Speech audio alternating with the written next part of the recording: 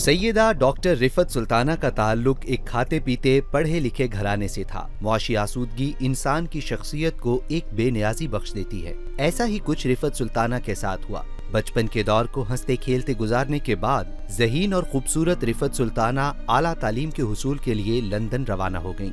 वहाँ से जब वापस आईं तो डॉक्टरी की डिग्री भी साथ लेकर आईं। अपने वतन की खिदमत के जज्बे से सरशार रिफत सुल्ताना ने अपनी प्रैक्टिस का आगाज अपने इलाके में ही कर दिया, जहाँ पर एक साथी डॉक्टर की मोहब्बत में दिल हार बैठी। नाजो नाम में पली हुई रिफत सुल्ताना, जिनकी हर ख्वाहिश बचपन से लेकर अब तक बिन मांगे पूरी हो रही थी, मोहब्बत के मामले में भी खुशकिस्मत साबित हुई और जिसको चाहा उसको पा लिया। मगर कातिबे तकदीर ने उनकी जिंदगी में कुछ और ही लिख रखा था। शादी के कुछ ही दिन के बाद उन पर ये रूह फरसा इंकिशाफ हुआ कि उनका जीवन साथी उनसे बेवफाई कर रहा है और उसने किसी और से शादी कर ली है।